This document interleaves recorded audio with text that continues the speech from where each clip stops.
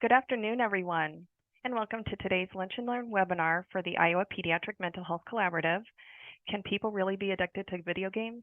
The State of the Science, presented by Dr. Douglas Gentile.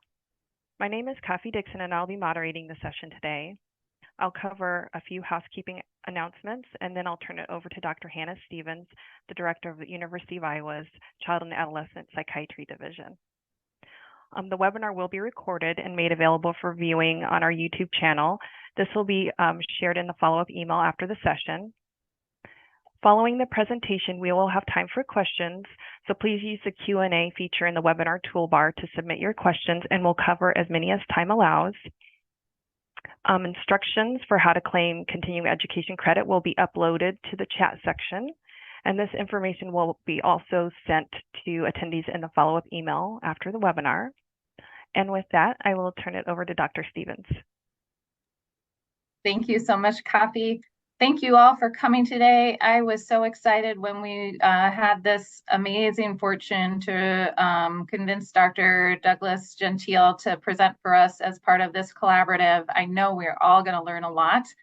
Dr. Gentile has a very extensive background in the area that he's going to be speaking about today, having trained initially at SUNY Buffalo and then up at our neighbor in the north in University of Minnesota. And since that time, publishing widely in books on this topic and research articles, being supported by the National Institutes of Health and featured on all your favorite television and radio shows. And so without further ado, I'm going to turn it over to Dr. Gentile to teach us about the latest science and bring all his expertise to bear for our benefit. Thank you, Dr. Gentile, for being here today. It's my pleasure. It's a little overblown. I haven't been on all your favorite TV programs. I'd like to get on The Simpsons someday. That'd be fun. Just to begin with, some disclosures that, yes, lots of my research has been grant supported, but there are no particular commercial interests that would be a conflict with today's talk. So I should start by just pointing out that I'm a developmental psychologist, and I study, media's influences on children and adolescents and young adults. I'm not an addiction specialist, neither am I a therapist. So I know many of you have questions about the best ways to treat. I have a little bit of information on some of that, but that's not really my main expertise. I come to this from a place of very strong scientific skepticism. My first study that I collected data on gaming disorder was back in 1999, because even back then, parents were talking about their children being addicted to games, and I thought, that can't be true. That just shows a misunderstanding of what addiction is. Addiction doesn't mean you do something a lot.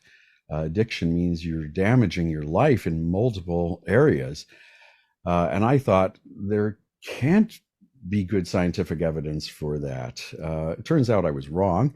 But before we get there, people certainly were noticing problems such as this.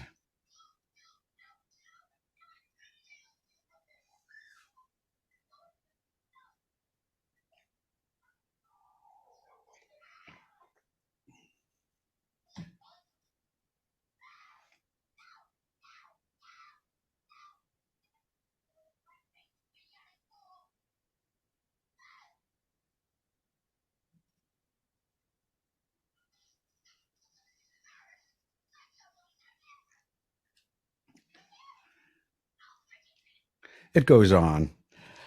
Point is, some children do seem to have a real problem when you try to limit their gaming. And for me, the most important issue is that I'm willing to call something a disorder. I'm willing to call something an addiction, if you like, although it's not a proper medical term, when it is highly dysfunctional. So it can't just be dysfunctional to one area of your life, because anything you love to do, you are likely to sacrifice some other part of your life for it. If you love golfing, you might refuse to do something with your partner on a weekend because you'd rather go golfing, or you might skip out of work early to go golfing. Does that cause some dysfunction to your family life, to your work life? Sure. But it's not so sustained. It's not so broad as to really be considered a disorder. But once it's causing dysfunction to your family life, your social functioning, your occupational functioning, your school functioning, your psychological functioning, your emotional functioning, that's when it rises to this clinical level. Now, the American Psychiatric Association in 2013 included internet gaming disorder in the DSM-5 in the appendix, which is where they put issues that the early evidence looks like this is a real problem, but more evidence is needed before we put our seal on it. To give you the punchline right up front, we haven't gotten to DSM-6, but the World Health Organization has looked at this and has named it a disorder.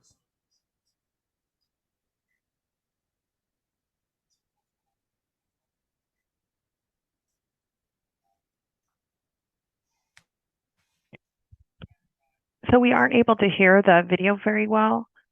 No? Okay. Is impaired control over gaming. Yep, that's good. The second one is that the Thank you. gaming behavior takes precedence over other daily activities and interests of a person to the extent that it results in impaired functioning or distress. And what is important that this behavior continues in spite of these negative consequences. And it's critical to emphasize that gaming disorder is not equivalent to gaming behavior. It's very different things. It's been included as a result of a consensus of experts who were involved in development of 11th revision of classification for mental and behavioral disorders.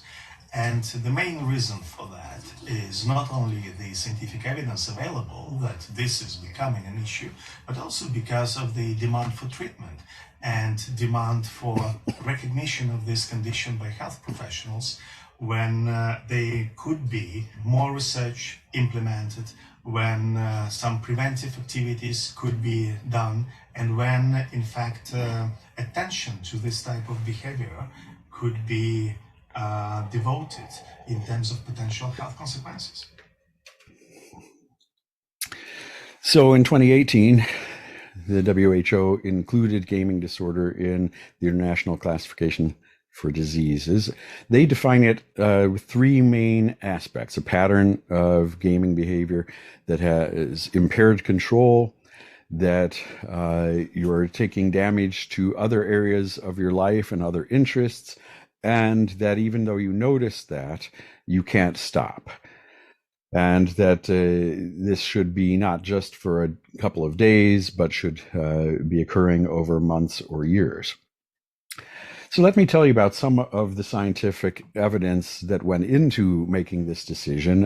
One is a study I did where I got this great national sample of 8 to 18-year-olds all across America. The data were collected by Harris polls, so beautiful national data of the type psychologists don't normally get access to.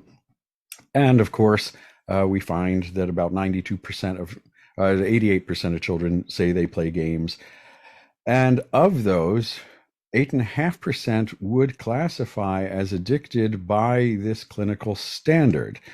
And that when we measure it this way, we find that it looks like what we would expect an addiction to look like. That, of course, the people who classify as having gaming disorder, they are spending more time playing games. They're getting worse grades. They have some comorbid symptoms with attention deficit problems. They say they feel addicted. Now, how do you know how much time is too much? Well, here's a problem. Amount of time isn't part of the diagnosis. It would be weird if it wasn't related, but there doesn't seem to be a specific cutoff point. And this makes sense because when we look at other addictions, we don't define them based on how much you do it. We don't define alcoholism by how much you drink or how regularly you drink, because some people can drink a lot and keep everything in balance. Other people can't. We did in this study, however, find that if you control for amount of time, we were worried that if you control for timing, maybe all we're looking at is how much time. It's not really an addiction, but whether they would classify as addicted or not still was a significant predictor of one of the negative outcomes of addiction, which is poor school performance, even after you control for time. So there does seem to be something additional about when you reach this clinical level. Now, how do you know if your research is having an impact on the world? Well, when Jimmy Fallon talks about it, he said, a new study shows that about 1 out of every 10 kids who plays video games is addicted. You know what they really need is rehab.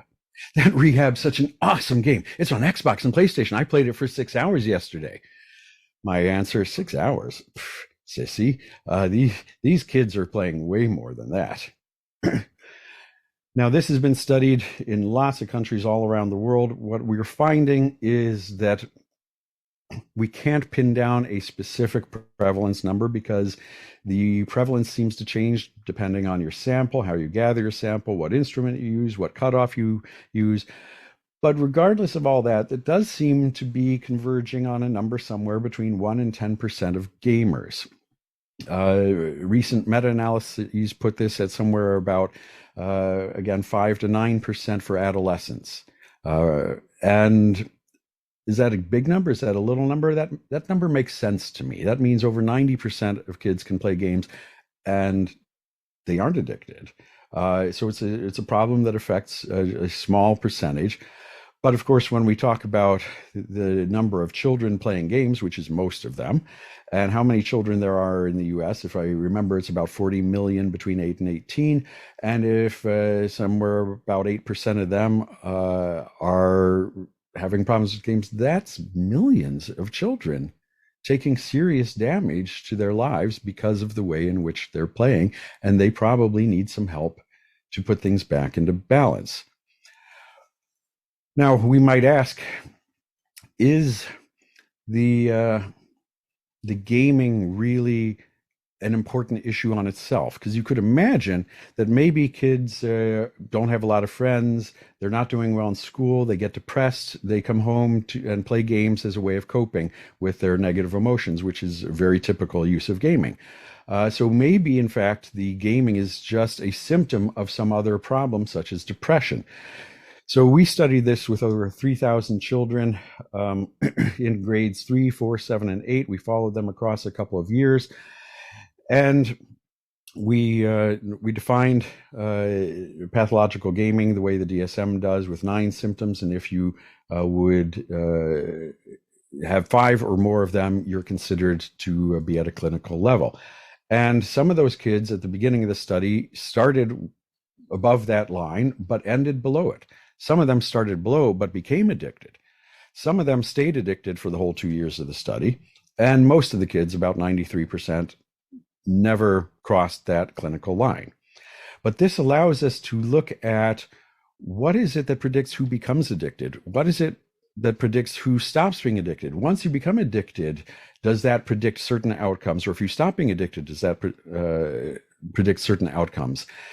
And what we found really surprised me, that at the beginning of the study, in wave 1, the things that predicted how many addiction symptoms you had and how many addiction symptoms you gained over these 2 years, if you were more impulsive, if you were lower in social competence, and if you were spending more time playing games, that predicted a greater number of addiction symptoms. If you became addicted over these 2 years, by wave 3, you had more depression symptoms, more anxiety, greater social phobia, and worse grades. If you stopped being addicted, your depression lifted, your anxiety lifted, your social phobia lifted. It looks like the gaming actually precedes the other mental health disorders. Now, with one measurement at time per year, we can't actually know what precedes what. But it certainly looks as if they're truly comorbid. That it does not look, these data do not support the idea that gaming is just a symptom of other problems. Now, how long does it last? Well, there are a couple of these longitudinal studies, and that they're finding that for some gamers, it continues over years. 1 or 2 years later in Coe's studies, 84% of the ones who were at that clinical level in year 1 still were 2 years later in my study. Can it be treated? Good answer is yes. What's the best way to treatment? We don't know that yet. There have been meta-analyses now on studies, but there's still a surprisingly small number of studies. These meta-analyses have somewhere between like 5 and 15 studies in them each. So we need more of these types of studies, but cognitive behavioral therapy has been found to be effective, at least in the short term, for reducing gaming disorder symptoms and reducing depression. But interestingly, that meta-analysis did not find that it reduced gaming time. There's one meta-analysis I saw comparing different types of treatments. Again, it had very few studies in it, but it looks like different types of treatment can be effective. But relative to each other, I don't think we really know yet. Drug treatments do seem to be effective, using similar types of treatments to other addictions, as well as depression treatments. But all of these reviews tend to point out that the studies are small, the studies have small sample sizes, there is some evidence of bias in recruitment. So more is needed to really know, to answer the interesting questions like, is one treatment most effective? People often want to know, well, can we predict who's going to get addicted? Well, boys, much higher likelihood than girls, but that's the only thing that seems to be clear.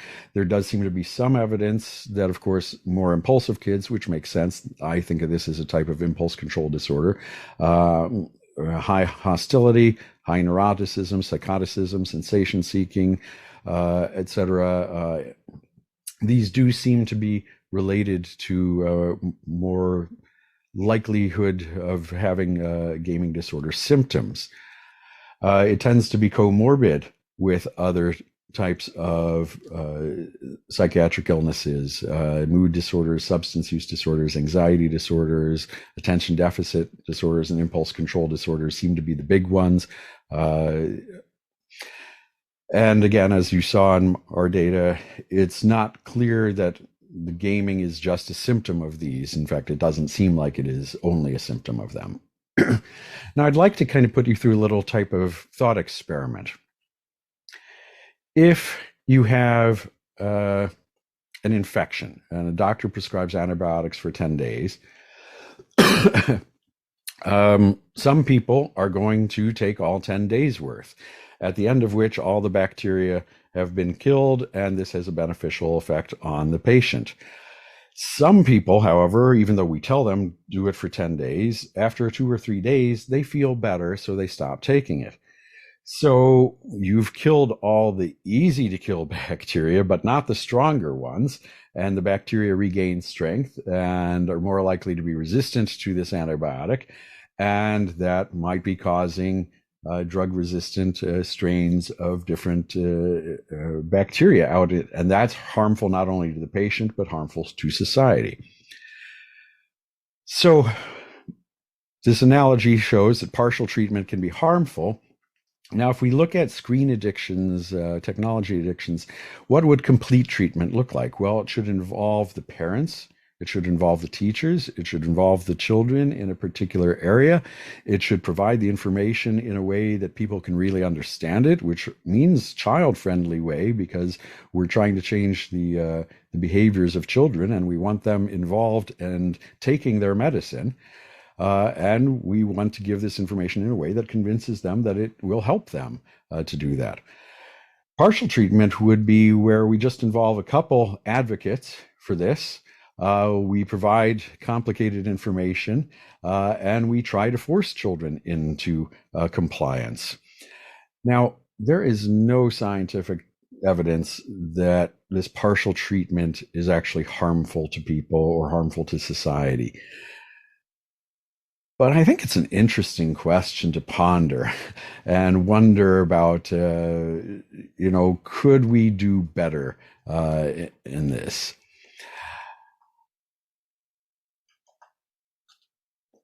So that's what we know about the gamers.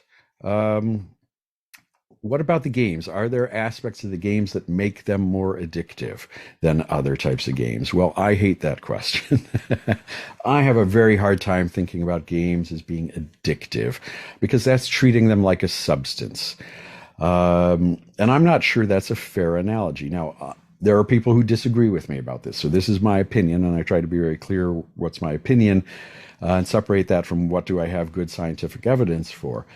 But my opinion is if it were like a substance, it should be, addictive to pretty much everyone. If I take 100 adolescents and I shoot them up with heroin a couple of times, most of those kids should get addicted to it, right? Because heroin is an addictive substance. 90% of them probably. I'm making that number up, by the way. What if we lined up 100 kids and we made them play video games? Almost none of them would get addicted. So that feels to me like it's not really about the games themselves. It's something about the gamer. I tend to think of this as an impulse control disorder where you should do your homework, but you just can't stop playing. You should go to bed, but just one more level. And what we need to train people to do is to control that impulse. That said, I'm going to provide some data that go against my hypothesis that this is really just about the gamers. There does seem to be a little evidence that aspects of the technology can matter. Certainly, there are features of games that we know interact with human psychology in a way that makes people want to do them. When we give intermittent reinforcement, that is, we don't reward you every time for something, but we reward it at a random schedule, you love that. This is at the heart of all gambling devices. A simple little thought experiment. If I told you to stand up and sit down, and if you did, I'd give you $1 every time you did it, you would stand up and sit down a lot. And if at some point I stopped paying you, would you continue standing up and sitting down? No. You'd understand very quickly the game's over and you'd quit doing it. If I told you that after some number of times standing up and sitting down, I'm going to give you $1. And the first time I do it after you've done it twice, and the second time I do it after 11 times, and the third time I do it after 4 times. And if at some point I stop paying, how long will you keep going? You'll go a long time because you didn't expect to get rewarded every single time. And this is a very powerful thing to keep people doing things. Intermittent or variable reinforcement schedules are one of the things that really help people maintain in the face of frustration. And games certainly excel at this one. They also give immediate feedback, which is reinforcing. You can gain social status, both within the game and also among your friends when you talk about games and how good you are at them. There are also negative features that keep you playing, such as you could lose progress if you stop. The games, many of them, the games out there continue even when you turn it off. And so you get this fear of missing out. And then there are social pressures. If you're playing with other people, they want you to play with them. Otherwise, they might not be able to do certain things in the game. If we look at game genres by how many hours a week people are playing them and how many gaming disorder symptoms. And again, the number of symptoms by this DSM-5 way of defining it, 5 is the clinical cutoff. Real-time strategy games, if you're playing those as your primary type of game, it's only about 18 hours a week they're playing, but they have reached that level of symptoms. Role-playing games are out at about 27 hours a week, action games out close to 35 hours a week, and other game genres weren't related to being addicted or not. I find this interesting for lots of reasons. It does suggest that some of these types of games have more of these features that make people want to continue playing. And it also is interesting that it's not just about amount of time they play. They can, those playing real-time strategy games can be addicted at under 20 hours a week, whereas role-playing games are out at 35 hours a week to achieve that level. Now, another thing when we're talking about why people spend so much time doing games is thinking about why are we intrinsically motivated to do anything. And there are a couple different contextual aspects I'd like to consider here.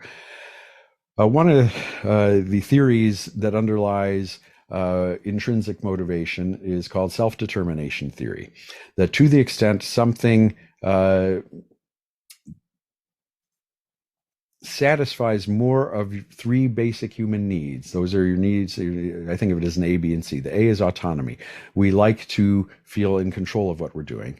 The B is belongingness. We like to feel connected to other people. And the C is competence. We like to feel good at what we do. And if your job gives you all three of those things, you love your job. And if your job doesn't give you those three things, you hate your job. It really kind of is that simple. So we are more intrinsically motivated to do things that provide us autonomy, relatedness, and competence. Well, games are fantastic at all three of these. You're holding a controller, so you're in control. You're playing, you can talk about games with your friends at school. You can play in the same room with them. You can play online with them. So you get your relatedness need met in lots of different ways. And of course, a well-designed game teaches you to become competent at it. And so games are really good at these. So perhaps that's part of why people love to play games to begin with, and it might also be related to addiction in some ways. Similarly, using games for coping may be related to it, because if we think about the etiology for some addictions, maybe you had a hard day at work, you come home, you have a drink to take the edge off. There's really nothing wrong with that. But then you do it again tomorrow, and then the next day, and then the next day, and then you need 2 drinks to achieve that same coping need. And over time, it controls you. So it may be the fact that lots of people use games to cope, that may be related to gaming disorder. And also where you're playing them might matter, and how you're playing them. So let me give you some data on these. I already talked about these 3 basic needs of self-determination theory, and some games may be better at meeting those needs than others. But not only that, we could look at whether people are getting those needs met in the so-called real world. And maybe what matters most isn't whether games meet these needs, but if you're not getting your needs met in the real world, but are getting them met in the games, that imbalance might be related to gaming disorder symptoms. And in fact, that's exactly what we find across 2 very large samples of college students. This says it's under review. This is published now. The thing to pay attention to here is these 2 lines, that getting your basic needs satisfaction met in real life does predict statistically having more gaming addiction symptoms. Or, I mean, if you're getting met in real life, you have fewer gaming addiction symptoms. And if you're getting those needs met in games, then you have more gaming addiction symptoms. These are both correlational studies, so we can't say this is causal, but it certainly does support this hypothesis that these basic need symptoms may be part of the picture. Looking at coping, again, with some large undergraduate samples, we look at how people who are coping, who say they like to use games to cope with negative moods or with problems in life, how those might be related to game addiction symptoms.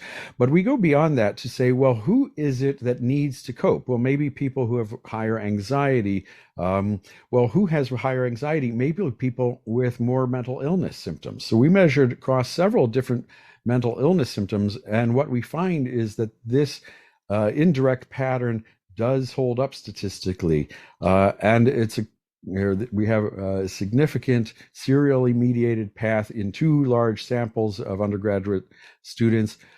Whether you're starting from depression as the mental illness, which increases anxiety, which increases need to cope, which increases game disorder symptoms, or borderline personality disorder, obsessive compulsive, or attention deficit disorder, whatever you start with in this first box, this pattern does hold, that as people need or have a stronger felt need to cope, they also and they use games as a mechanism for coping, that does increase their gaming disorder symptoms. Now, you might say, well, that might not be about coping with games. That might be about using any negative coping strategy. Coping can be grouped into positive coping strategies. Those are the type that actually take care of the problem.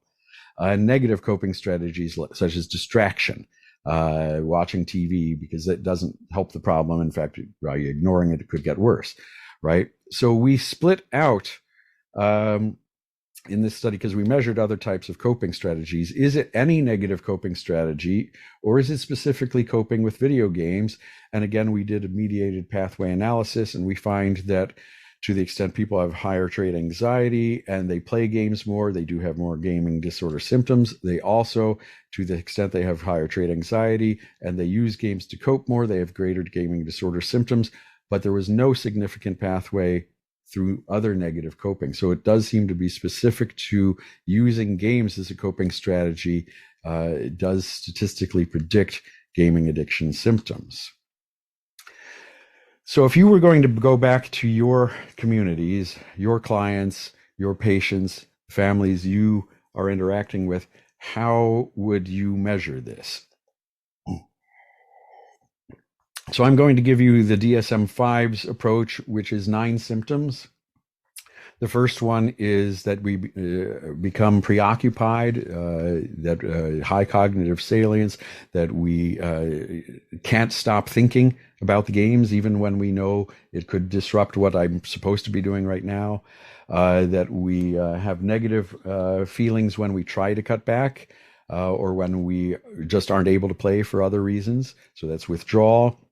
That over time, we need to play more or spend more money and keep getting new games to get the same level of interest or coping that we want out of them. So that's tolerance.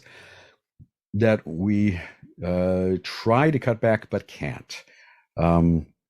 So that we reduce it, but we've lost control. That we've sacrificed other activities, hobbies, spending time with friends, spending time with family to our gaming.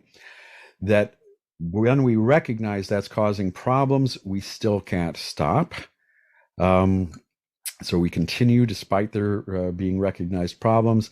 That we deceive others about our gaming. We lie about it. That we do game to escape from adverse or dysphoric moods, and that we've risked or lost significant relationships, jobs, educational or career opportunities because of our gaming. So DSM style is basically just yes, no, as you know, and if you can say yes to 5 of these, you're in the club. Now, how do you measure it? Well, you can just ask those 9 questions, but lots of different people have come up with lots of different ways of measuring it. Some of these use this DSM, dichotomous yes/no. Others use like a Likert style agreement or frequency scale. Some use 7 items, 9, 10, 20. My most recent one, I have 120 some item scale. Basically, if you look across the literature, people like to argue about how to define it and like to claim that we still don't know how to define it. This is exactly the type of thing that pointy-headed academics like me love to argue about, but it's actually, it's irrelevant.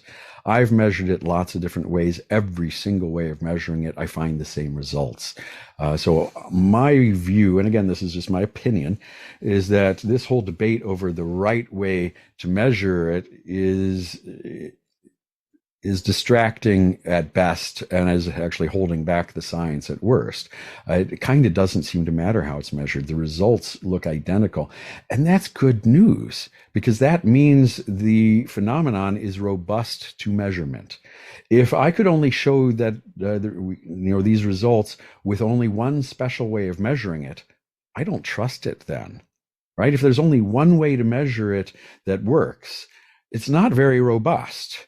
If I can measure it, with lots of different scales and find the same results, no matter how it's measured, that looks like a real problem then, and we're measuring something real.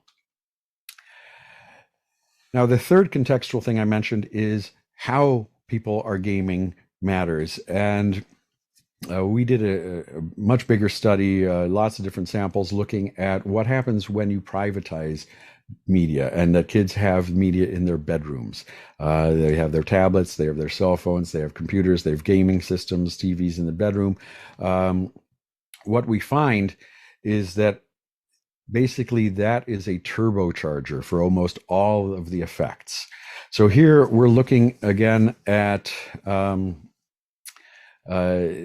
whether we're looking across time, I think 3 years here, if they have games in their bedroom at the beginning of the study, also at time 1, they're playing more games or spending more time with games. And that does predict greater video game addiction symptoms at time 2. A year later, if they're playing more or they have the games in the bedroom, that also predicts 2 years out. And there's this interesting one of having games in the bedroom also has a significant effect through amount of time, through game addiction symptoms at time 2, continuing on to time 3, that all 3 of these pathways are significant all at the same time. So having games available in children's bedrooms seems to be a very strong risk factor. And this probably shouldn't be a surprise, because then parents can't monitor it. They can't help to manage how much time is being spent. They can't manage what types of games they're playing nearly as well. And of course, if we just look across addictions in general, the number one predictor of addiction is access. If you can't get drugs, you can't get drug addicted. If you can't, if there's no place where you can gamble, you can't get gambling addicted. And we've now put games right in the palms of the hands of children. So it's 24-hour access. So this is sadly not surprising news to me. Now, what do we not know about? Well, there aren't enough longitudinal studies. Very few of those look across different developmental periods because, of course, transitions, say, from early childhood to middle childhood to adolescence to young adulthood, all these transitions are times, in a sense, of turbulence where habits get shaken up and you can find new patterns. Very few studies look at the etiology of the disorder, and those that have don't find any good, clear evidence at this point about what predicts who's going to become addicted, or any specific protective factors that keep people from being addicted. So the longest study that I know of at this point is one I had the honor of being involved with, led by Sarah Coyne at Brigham Young, looking across 6 years across developmental periods from adolescence, so started between 14, 16 years old and ending when they're young adults. This was a nice community sample and a random sample, so not just a convenience sample. Still fairly small, about 385 adolescents. And again, we look at this across time. We find there are types of kids that we can find in there. We found 3 main groups: ones who increase in symptoms across the 6 years, ones who are at this moderate level and stay pretty stable, and the non-pathological group that never cross that level. The increasers start in this sample, at least, start below the 5 cutoff, but end up above it. And then we can predict from this, are these 3 groups different in any important ways? And what predicts which group you're in? Well, being a boy is the main predictor of whether you're in the moderate group or the increasing symptom group.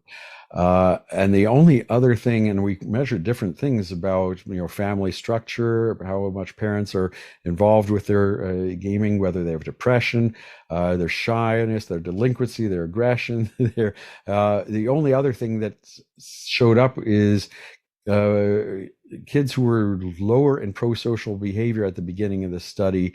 That seemed to be a significant predictor of being in the moderate group, but not the increasing group. So this might just be a fluke, but basically we don't find good evidence for specific risk or protective factors.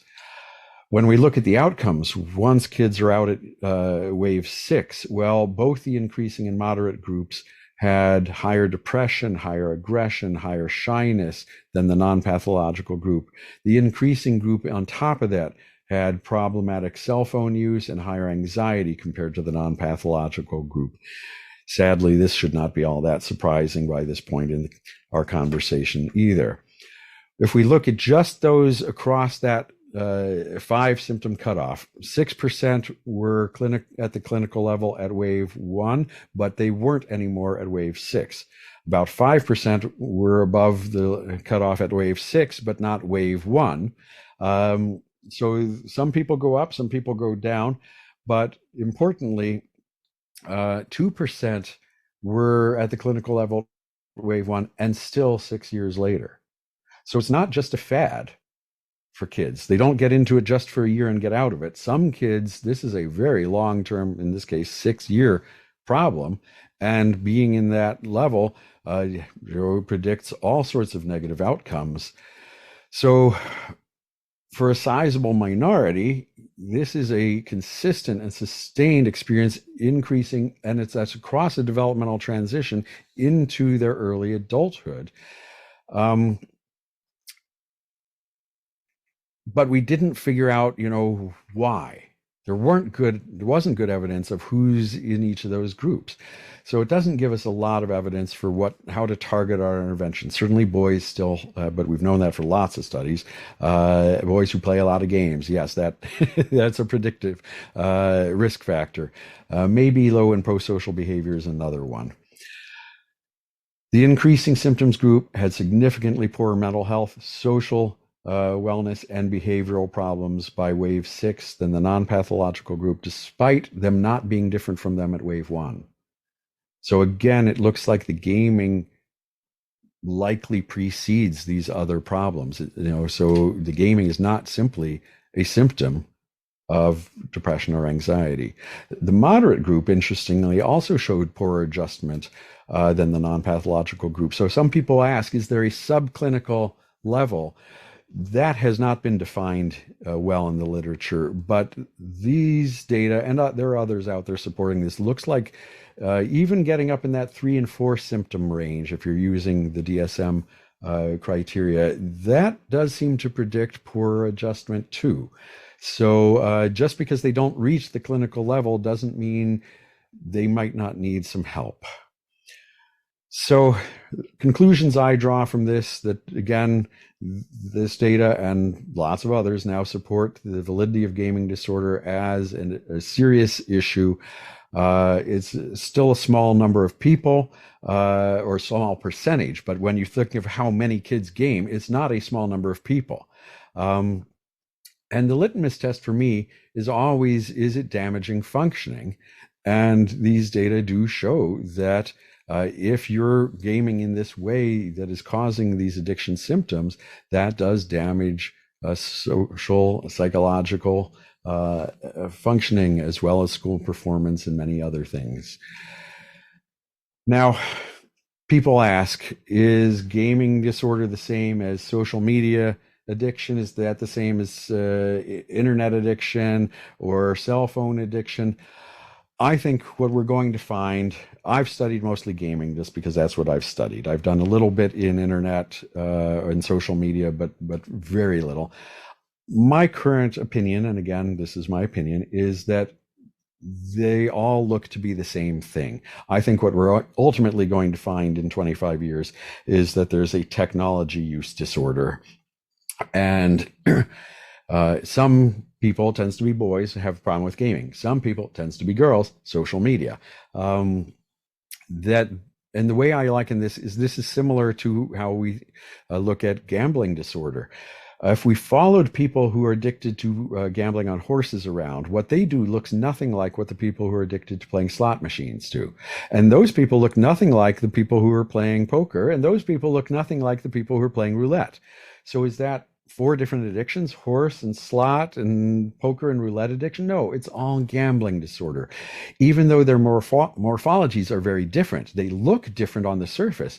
We diagnose them the same way. They cause the same patterns of comorbid disorders and outcome problems. We treat them similarly, regardless of what they look like on the surface. I think that's what we're going to find when we get enough evidence with different technologies. That said, I might be wrong. We may find that gaming disorder is predicted by certain things, is comorbid with only certain things, and has different outcomes than those with social media addiction. But the data right now don't seem to suggest that to me. And there aren't a lot of studies that look at them, in the same samples, measuring them the same ways. But those that do don't seem to show very clear distinctions between that. They do show clear distinctions between who gets addicted. Again, boys more for one, girls more for the other. But that's true for different types of gambling. The different types of people play horses, and different types of people play slot machines. Just being a different type of person doesn't mean it's actually a different type of disorder. So just because the populations don't overlap much does not mean these are distinct typologies. But again, future research may show I'm wrong about that. That said, I think it's important to distinguish this from online pornography addictions or gambling. That's a sex problem. That's a gambling problem. Just because those are done over the internet doesn't mean the internet's the important thing here. So I think it is, that's an important distinction to continue to have. People often ask, well, is gaming disorder primary or secondary disorder? I think this is the wrong question. I think that's a false issue, because most mental health disorders are comorbid. If you've got a patient who comes into your office and you go through your full clinical diagnostic, you're going to find they have, often depression, anxiety, ADHD, and gaming problem. So if all you do is ask, well, which one was first, and you try to treat that one, the patient doesn't get better very well.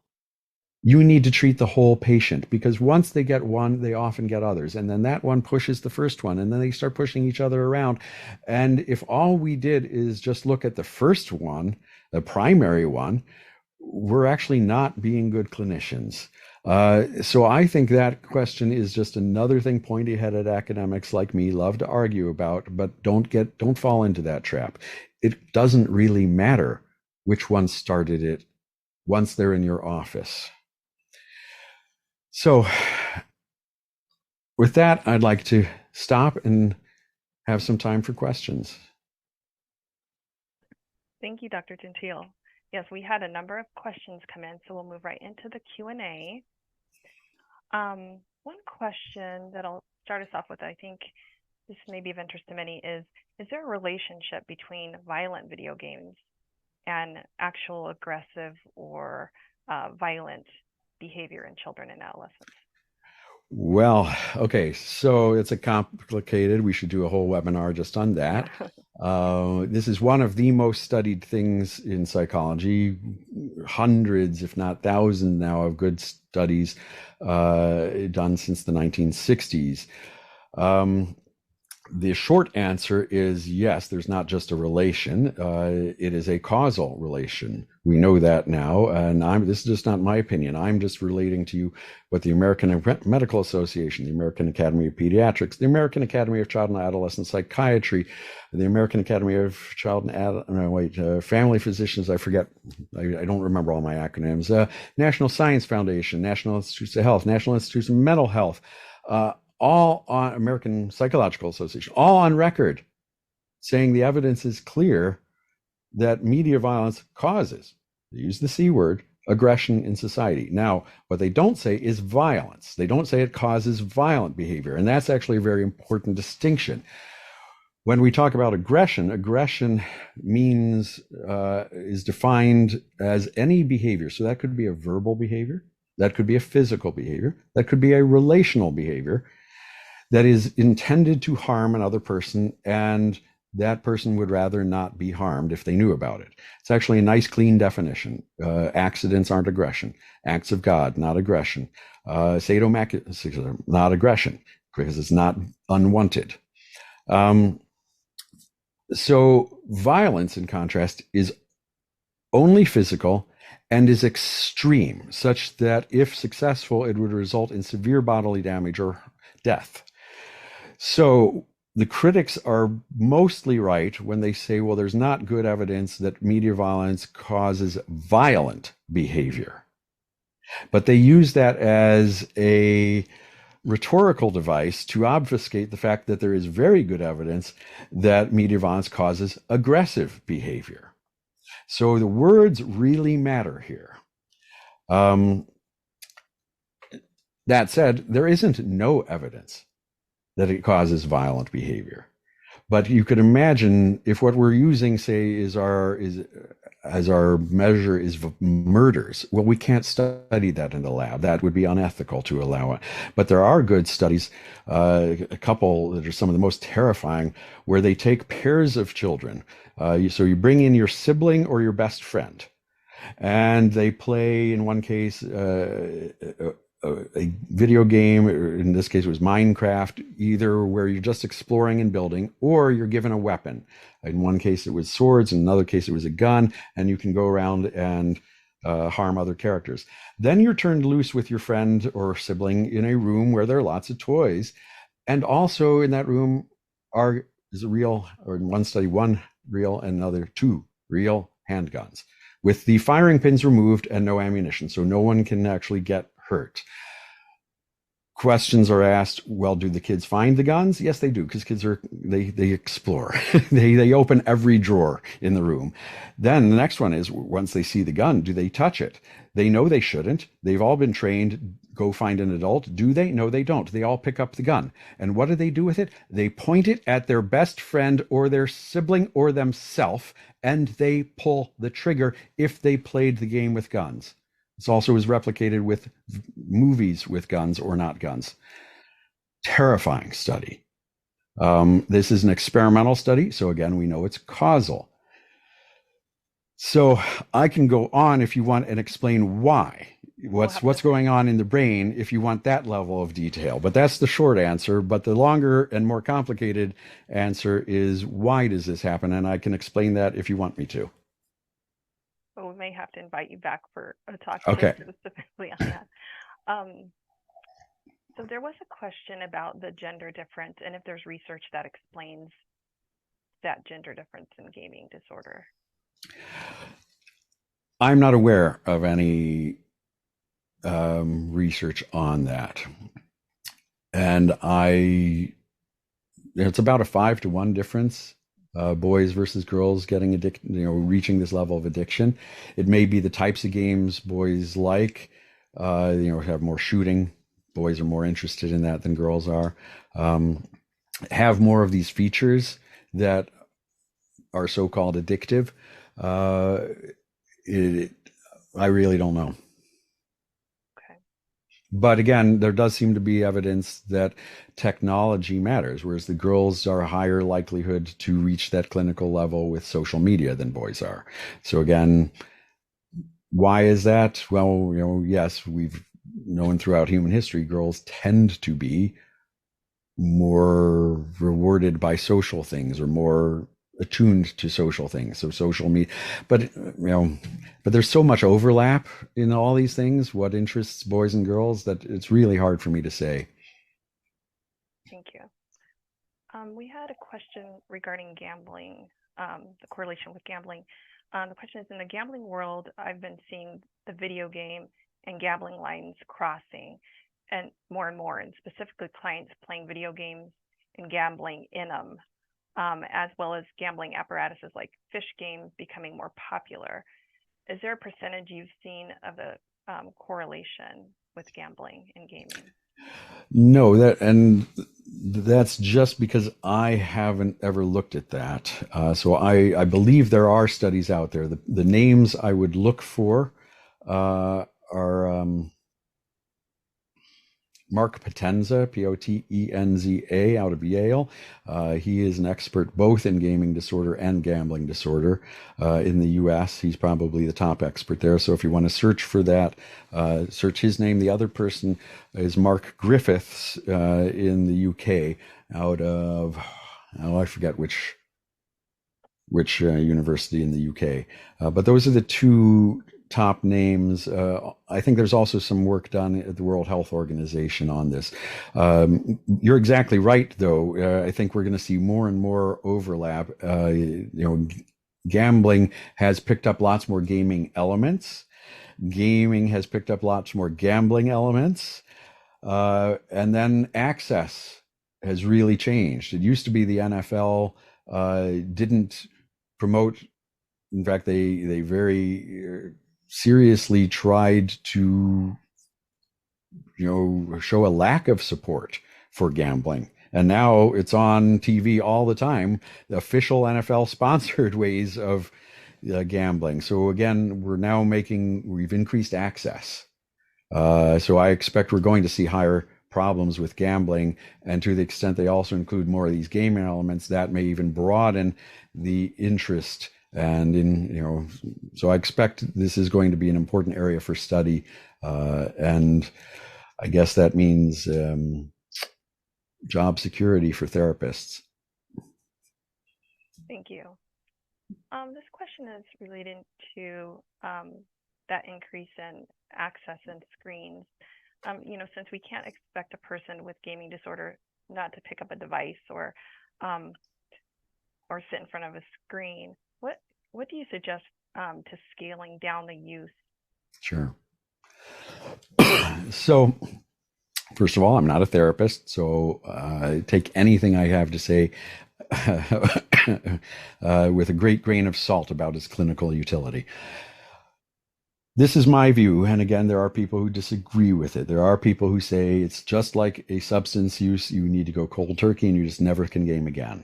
I don't believe that to be true, although I'm not certain in that opinion. There may be people for whom that is the correct approach. But I think that's not the general approach. I think, again, if we accept my opinion that this is most like an impulse control disorder, then the issue is about getting it into balance so that people can make sure that they're not taking damage. They're spending time with their families, they're getting their homework done, they're going to work, they're getting enough sleep, they're getting enough nutrition, and then their gaming is an adjunct to that. I think that's what the goal is, probably best for most people with gaming disorder. How you get them there, I don't know the answer to that. Again, I'm not a therapist, but that would be kind of my approach, is how do we put this in balance so that it goes back to being a leisure time activity, and we're making sure that we're not over prioritizing our leisure. Okay, thank you. I think we'll try to squeeze in one more. Do you recommend, are there particular resources you recommend that providers share with parents that could give them more insight into this, or resources that books or other resources you would recommend? Specifically for parents, there are a couple books out there. The one I like best currently is going to sound awfully self-serving because I'm one of the authors on it. It's called Game On. What is it? Oh, here it is. Sensible Answers About Video Games and Media Violence. And it's written by 5 actual experts in this area. I'm just the last of those 5, and it's available out on Amazon. There are other books out there that take less scientific approaches. This one I like for parents because it's in the form of 57 frequently asked questions that parents and pediatricians have, and it gives a 1-paragraph, no jargon answer. Here's what the science shows. And then it gives a long answer that goes into the statistics, has all the references. And so it is completely science-based, and which includes when we don't know the answer, that's what we say, that we don't know. Many of the other books out there take more of the position of an advocate who's had the problem or treats people with the problem. And so it's much more focused. And so there are some good books out there by clinicians, and those might have much more to say about treatment approaches than our book does. Our book is much more about, is this what are the problems? How serious are these problems? How seriously should we take them? All right, thank you. Well, here we are at 1 o'clock coffee. We have overfilled the time, but Dr. Gentile, this has been fantastic. So many good answers to so many questions. As you said, maybe we need to have you back to go into some more detail, but we really appreciate it. Thank you. My pleasure. And happy to be of service to that other university. Yeah. Sometimes we can work together. I sent my older daughter there, so I don't, and I'm from the East Coast, so I don't really understand this rivalry. So I'll close with a couple of announcements. The University of Iowa Carver College of Medicine is jointly accredited to provide continuing education for physicians, nurses, and social workers. All other participants will receive a certificate of participation for completing the session. Attendees are eligible to claim continuing education by completing the evaluation and downloading their certificate of participation. I'll be sending a follow-up email with instructions on how to claim credit. And if you have any questions, please feel free to reach out to me at Kafi, K-A-F-I-Dixon, D-I-X-O-N at uiowa.edu. Let me answer. Yes. Before you close, there was a question in the Q&A that I think is a really useful one, and I can answer quickly, which is, if they aren't manifesting the symptoms of a disorder, can gaming be a positive coping strategy? And the short answer is no, because it's not taking care of the problem. It's still a distraction technique. So it would still be classified as a negative coping strategy, because that's how positive and negative. Does that mean it's going to cause problems? Negative doesn't mean in this case that it's going to result necessarily in problems. No, but it's just like any other thing. When you ignore your problems, they don't go away. So it doesn't make it a positive strategy. It's still a negative strategy, but it's not necessarily one that's causing them serious impairment. Great. Thank you for addressing that. Well, thank you, everyone. Have a great afternoon.